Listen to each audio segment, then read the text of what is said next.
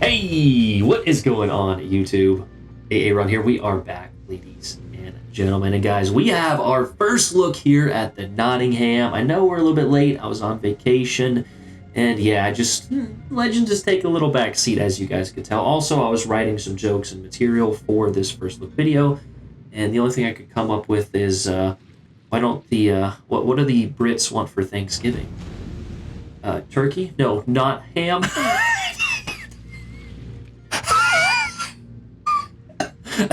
Anyway, let's get our first look video out of the way. We have two potential games. I have a little clip of this thing being an absolute menace in close quarters, which is what the ship is sort of designed to do. But yeah, let's go ahead and look at our upgrades here. The aiming system mod 1, propulsion in slot 2, concealment in slot 3, and the legendary reload mod in slot 4. There's a few different builds that you could potentially have, but this one is probably going to be universal across the board. These traits here. I mean, I guess you could go with steering because the acceleration is kind of anyway. But HE shells, AP shells, torpedoes, and we are running refill station, which I think for the first game we have, I had this build, which is just AP and the torps, which is kind of like my Mino build, and this is like my defense build. I just don't think I said it correctly when we were playing it, but. Let's just go ahead and look at the commander here for the build that I think I had for this game. Beyond Bruce Fraser, of course, here with Beyond Range, Igniter, Punch Through, Fixated, and Refill Station. You really could probably use fully packed. The guns, the half second or second reload isn't. The guns are like, they're okay, but the ship overall as a package is just really fun if you can get it into somewhat close quarters. And we'll talk about the reasons why in just a second here. Let's go over these specs here. Survivability 35,300 is not the best. I did see that PG was running like a full Citadel protection build, tank damage build, which is honestly probably a better option. With just you're not really getting too much out of certain accuracy and different things, but the HE chance and different modifiers to the AP and certain things like that are definitely going to be a little more beneficial.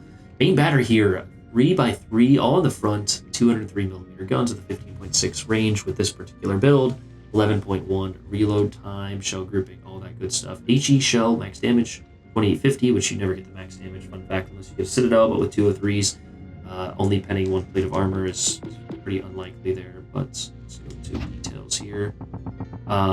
Fire chance is only 15%, which I honestly feel is a touch low. You'd have 9 shells, but yeah, 34 millimeters of armor pen, so you can actually pen the bows and stuff of most battleships, or the decks and bows, of course, if it's 34 or less.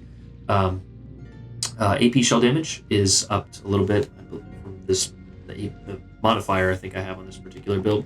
Shell velocity is a touch slow, so make sure you're leading your shots. Also, Beyond Range is honestly a little bit wasted, especially with Refill Station. I think I had like 18-kilometer range, which you just really don't need.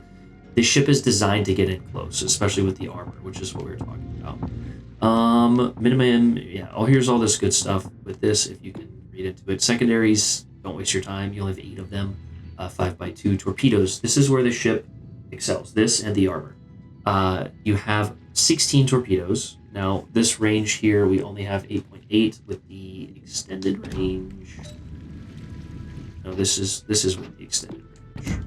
So this is with the first build. So this build will work fine, but the extended range is 8.8 from 8 base. So truth, yeah, not really that much difference. But they do hit pretty hard, 14.5 max damage, and yeah, just trying to not allow this thing to torp you unless you really catch his side is going to be a touch difficult for a lot of battleships. So they don't have the best torp angles, but they're okay. Maneuverability is all right. 33 knot top speed, 700 turning circle, 9.4 rudder, and yeah. I wish I need to get the engine spool up time and reverse times down, but detectability is 9.5. So getting in close, utilizing your short duration smoke screens is going to be very, very beneficial in what you will want to do in the Nottingham here. You You don't have a super heal, so this is not a tier 7 defense, although that is definitely going to be the comparisons. But you do have short or 6 with fully packed short smoke durations or smoke generator, short burst smoke generator. Also to make sure you don't take torps while you're sitting in smoke. So you want to get in close. You want to shoot a few times, angle your armor, then smoke up, let the enemy shoot at you, then they're detected, and you can farm them. I really haven't. I'm gonna be honest. I played this like a week ago when the update first dropped, and I got some. I genuinely the worst matchmaking I've ever seen. Now that being said, if you these are very, very, very, very, very average stats, but we do have a few bangers here, which you guys will see. Armor, and this is where the ship is obviously going to excel. You're covered in 30 millimeter plating, so you can bounce pretty much everything except for Georgia at the tier. Georgia Busashi is really the only thing you're going to be concerned about. Or no, that's it. But yeah, now to counter that, to make the balancing factor here, you have a ginormous fucking citadel. And this plate right here, I'm guessing this angled mess is probably where I've been getting absolutely yeeted. That or this little corner here. However, it does look pretty fairly protected here. I don't know. I've been trying to open up my angle a few times on battleships and just got destroyed. Now, of course, you only have 35,000 health, so like 2 citadels and you're done. But yeah, here is the overview. Hidden area denial and sequential, so you can single fire those torps. But a rather ugly looking British ship. I actually do enjoy some of the unique, obnoxious British designs, but this one is rather hideous. So, but yeah. And we've already gone over our commander build. Our inspirations, I mentioned those were Mbeli and Mikawa, which I don't know how you want to judge that. I just don't touch my builds too often. But yeah, that is a quick little first look, and we'll see you guys in the game here.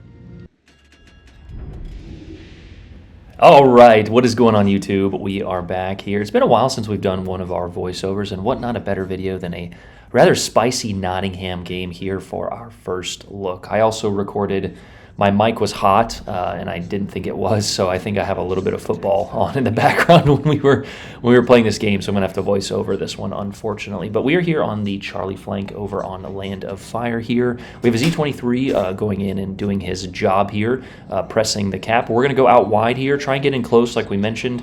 Now, again, I believe I had the wrong build for this, as you can see, fully packed. So we don't have beyond range, which I initially thought I did. So that first build that we showed you guys there. But 3 destroyers in this game, 1 cruiser per side, and then the remainder battleships. So, of course, we don't have radar. We do have decent concealment and smoke, though, so we're going to try and roll in on this flank and support our destroyer as best we can. You want to make sure, when you are opening up initially, that you are within somewhat of an angle. You can see we are pretty broadside here, but we are making this turn as we shoot, and we are also looking to see when and where we are detected. So we roll behind this island here, which tells us there is nothing within the geometry or trigonometry of this island out here that can shoot us. Now, we did also notice another Bismarck out there, so we do have to be very cautious. I have gotten yeeted 1 or 2 times, as we mentioned in this thing. It is very fragile, especially when showing angle. If you can get all 3 guns on target, then yeah, you can probably be citadeled by most battleships within a certain range. However, that Bismarck did take a torpedo, and we did manage to catch him on fire, and as you can see, he damaged con, so we definitely want to get him on a permanent fire, if not 2. On top of that, our Z-23 is actually doing a fantastic job of getting this cap, throwing some great zoning torpedoes, and just being an overall W teammate. Now, there is a moment here upcoming where I potentially would have done something a little bit different. As you can see, the cap is actually now contested, but I should have been paying attention a little bit more for 2 reasons. There was a Dalian over here, but there's not any destroyers anywhere else on the map. And that will come back to haunt me, as you guys will see in just a moment there. But there, I'm sorry, I said Dalian, it's an AL Harbing, which I thought was initially that smoke screen. However, in a moment, you guys can we'll soon figure out. I think it was actually the Lucian out here on the flank. Now, the Z-46 torpedoing our Iowa does tell us that there is an Iowa, or a destroyer rather, over on that alpha flank. You can see the gray shadow of where that battleship died. So that does let us know there is at least one destroyer over there. However, there's nobody contesting B. So our other destroyer actually getting in B is another beneficial play. And that's just what you're looking for when you're playing Legends. And here are the deep water torpedoes.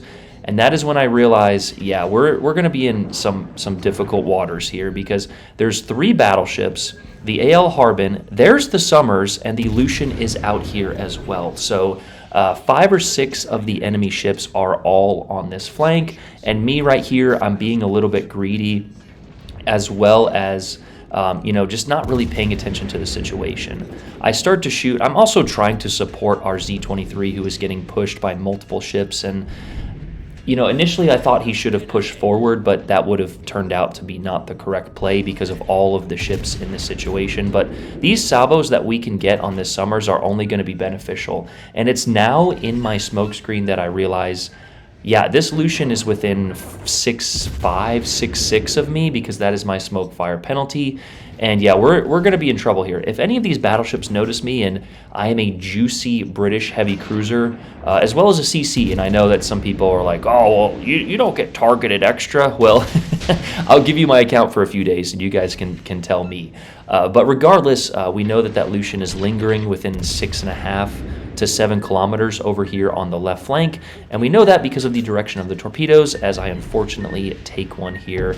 And yeah, there is 15,000 health, and as we mentioned, we don't have a super heal, so yeah, this is not a great situation to be in. There's a Bismarck shooting at us. Now, thank God for our Awami, who was out there distracting them a little bit as well as our Z-23. So I did actually call for support, and the guy actually comes over and helps me.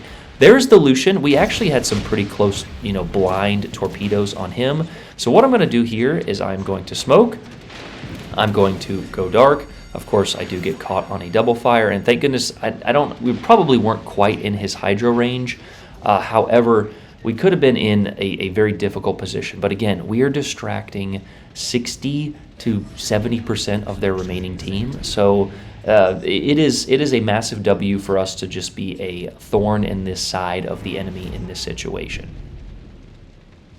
Now here, I'm going to be honest, I thought about just YOLO rushing these battleships. However, with how many of them there were over on this flank and with the given situation, I thought it would be more beneficial to go and rush this Lucian. The Z is actually coming over to help me as well.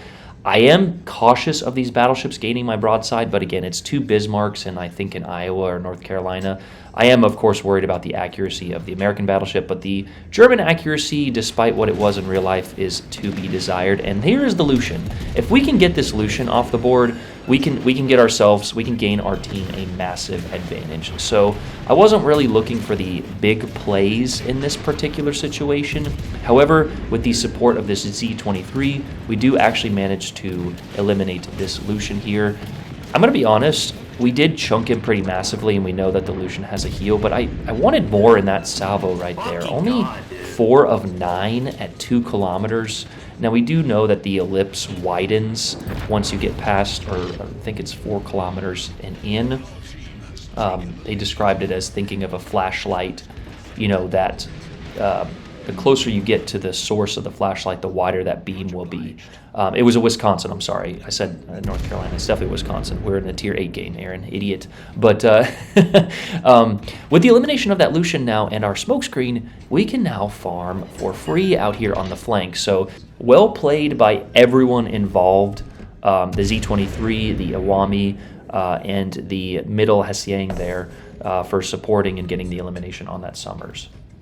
Which just goes to show you, when you fulfill the role and you play the objective, you usually end up with better results. We've said it 1.5 million times, but people like the Lucian just deciding to go out of their way to avoid the objective. Now, his team did manage to get the cap, but if he was able to push our Z-23 and support with all of the ships over on this flank, he probably would have, given his team even a better advantage. He could have gotten the elimination on that Z. Now, I don't have any spotting. I'm shit out of luck. And yeah, so it is in most cases, not every time, in most cases, it's always better to play the objective. This game in this situation right here goes to show why fully packed is beneficial, because we're down to 1 smoke and there's 7 minutes still left on the clock. Now, of course, we can tank a good amount of damage, but just given the situation and everything, we're only at 12,000 health. 1 Citadel would pretty much end us, and without having the super heals, as you guys can see, you're very weak and low in the HP department, so having an extra way of going dark with your smoke and an extra way to heal is going to be beneficial. I did run a few games with Refill Station just to up that DPM, but truthfully, you're just kind of relying on fires and getting in close to where you can use your torpedoes if the situation calls for it. And in this game, it didn't really call for it. We could have. We threw a few at medium ranges, and if they had a little bit more range there, I think they actually would have hit that Wisconsin. But again, you can see in this situation right here, we didn't really get to use them. So guns it is. Now, most of you are going to want to play the ship bow on in almost all cases, but like I said, given this situation, bow tanking here, or stern tanking rather, it is definitely not a bad idea. So you do have 30 millimeters all around, and given the angle, you can get most of your guns. They actually have better, like most ships do. You have better reverse angles, firing gun angles than you do forward angles. So you can actually fire and get all triple turrets on target without giving up Citadel angle, I believe, for most ships. But there's a decent example of that AP. We catch the Harbin broadside. You do want to lead these shells, as we mentioned in the first part there, the description and traits and specs and such. These shells do have a kind of a long travel time, as you can kind of see those floaty ones there. So once again, supporting the theory that you don't really need extended range, even though I did play with it for a few games. You want to be up close with the ship, given all of its attributes. When you are further away, you are more vulnerable to deck penetrations and just different, at range, shells can do some funky things. But when you're up close, that 30 mil is going to protect you when you remain angled.